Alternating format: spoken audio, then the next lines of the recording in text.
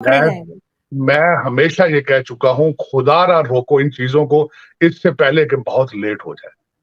इससे पहले कि बहुत लेट हो जाए, रोको इन चीज़ों को, और लेट होता जा रहा है। आप श्रीलंका से फ्यू इंचेस अवे हैं आप।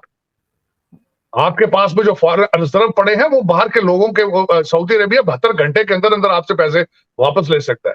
क्योंकि अभी हरियाणा में भी ये जो हिंदू इंतहा पसंद मुसलसल चर्च पर हमला कर रहे हैं, फिर हिंदू इंतहा पसंदों ने आगरा में ये जो सेंटा क्लॉज के पुतले को नजर आतिश किया, और अमरीकी अखबार ने बाकायदा लिखा है कि जी मौत के खौफ से भारतीय ईसाइयों ने खुद को हिंदू कहलवाना शुरू कर दिया है।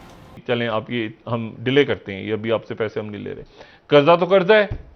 फिर आप जाते हैं चाइना, फिर चाइना जाएंगे आप, तो फिर आपको इत्तेहादियों को साथ ले जाना पड़ेगा, या कुछ इत्तेहादी तो जरूर जाएंगे वहां जाते हैं। अच्छा, साथ ही इमरान खान साहब ये व्हाइट पेपर लेकर आ रहे हैं, क्योंकि इमरान खान साहब कह रहे हैं उधर देखें ना, इशू आ गया ना फराह खान साहिबा, जो कि जिनके ऊपर स्कैंडल्स आ रहे हैं, जमीनों पे कब्जा हुआ, ये हुआ वो हुआ सारा। इमरान खान साहब कह रहे हैं कि मेरी वो पहले से कह रहे हैं कि मेरी किरदार कशी। नमस्कार दोस्तों, आपका बहुत बहुत स्वागत है news first point YouTube channel पे। दोस्तों, आज की वीडियो में हम देखेंगे फिजा अकबर खान किस तरह से भारत के बारे में उल्टी सीधी बातें करती है और प्रोपेगेंडा अपना चला रखा है। वहीं दूसरी तरफ हम देखेंगे पाकिस्तान मीडिया में ये भी डिबेट चल रही है कि जो अभी सऊदी अरब में पाकिस्तानियों ने करा है, इसको लेके सऊदी काफ़ी नाराज़ है और हो सकता है वो अपना दिया हुआ $3 बिलियन का डॉलर कभी भी 24 घंटे के अंदर वापस मांग ले, जिससे कि पाकिस्तान की अर्थव्यवस्था को एक गहरा झटका लग सकता है। तो चलिए चलते हैं आज की वीडियो की तरफ और देखते हैं और क्या कहा पाकिस्तान मीडिया ने। दोस्तों, आपसे एक रिक्वेस्ट भी है, आप में से बहुत सारे ऐसे लोग हैं जो वीडियो देखते तो है पर चैनल को सब्सक्राइब नहीं करते, तो प्लीज़ आपका एक सब्सक्रिप्शन हमें बहुत ज़्यादा मोटिवेशन देता है, तो प्लीज़ इस चैनल को सब्सक्राइब करें। चलिए आइए शुरू करते हैं आज के वीडियो को। क्योंकि अभी हरियाणा में भी ये जो हिंदू इंतहा पसंद मुसलसल चर्च पर हमला कर रहे हैं, फिर हिंदू इंतहा पसंदों ने आगरा में ये जो सेंटा क्लॉज के पुतले को नजर आतिश किया, और अमरीकी अखबार ने बाकायदा लिखा है कि जी मौत के खौफ से भारतीय ईसाइयों ने खुद को हिंदू कहलवाना शुरू कर दिया है। इस पर आपका कॉमेंट चाहूंगी मैं। बिल्कुल बिल्कुल, ये आप सही दुरुस्त कह रही हैं, और ये काफ़ी सालों से वहाँ पर हो रहा है, और कुछ फुटेजेस आ जाती हैं, लीक हो जाती हैं, और इंडिया का जो असल चेहरा है, जो उसकी स्टेट का और जो बीजेपी और आरएसएस का है, वो दुनिया के सामने आता है। और बहुत दफ़ा हमने देखा है कि हिंदुस्तान का एक घिनौना चेहरा, अभी रिसेंटली इनकी एक इन हाउस बीजेपी की मीटिंग थी, जिसके अंदर बीजेपी के सीनियर लीडर्स कह रहे हैं कि आपने ख़त्म करना है, एलिमिनेट करना है मुसलमानों को, आपने चाहे उसके लिए अपनी सॉर्ड को यूज़ करना हो, आपने उनके गले काटने हैं।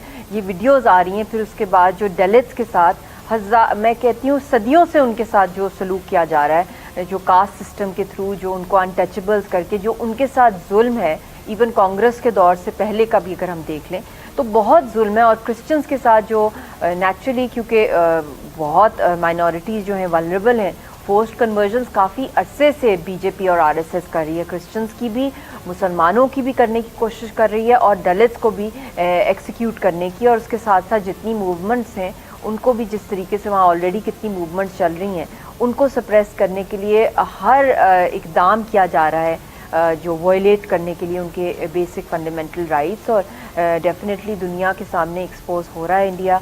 डिसइंफो लैब की सूरत में भी अगर हम देखें तो बहुत कुछ इंडिया एक्सपोज हुआ है 2021 के अंदर।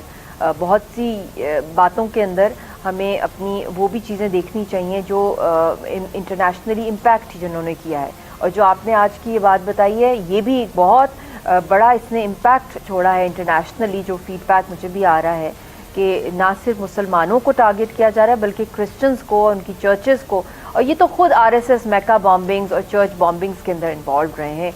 ये तो सारी दुनिया जानती है इसके बारे में कि ये एक टेररिस्ट ऑर्गेनाइजेशन जो है वो हेड कर रही है, और खित्ते के अंदर भी इनके जो पकड़े जाएंगे। मैं हमेशा ये कह चुका हूँ, खुदारा रोको इन चीज़ों को, इससे पहले कि बहुत लेट हो जाए। इससे पहले कि बहुत लेट हो जाए, रोको इन चीज़ों को, और लेट होता जा रहा है। आप श्रीलंका से फ्यू इंचेस अवे हैं आप। आपके पास में जो फॉरेन रिज़र्व पड़े हैं, वो बाहर के लोगों के, सऊदी अरेबिया 72 घंटे के अंदर-अंदर आपसे पैसे वापस ले सकता है। और आपके पास ना तेल के पैसे हैं, ना पेट्रोल के। सऊदी इस वक्त श्रीलंका में 20-20 घंटे लोड शेडिंग है। वहां पे उनके बोर्ड ऑफ एजुकेशन बंद हो चुका है कि उनके पास पेपर नहीं है। उनके वहां पे उनकी एक्सपोर्ट इंपोर्ट हर चीज बंद हो चुकी है। तो आप कितना दूर हैं उस चीजों से? आप बहुत नजदीक। आपके लोग तो पैसे लेके, तो ये जो हमारे जो नए दौलती है, नए जो अरबपति बने थे, वो तो बड़ी देर से पैसे लेके भाग रहे हैं वहां से।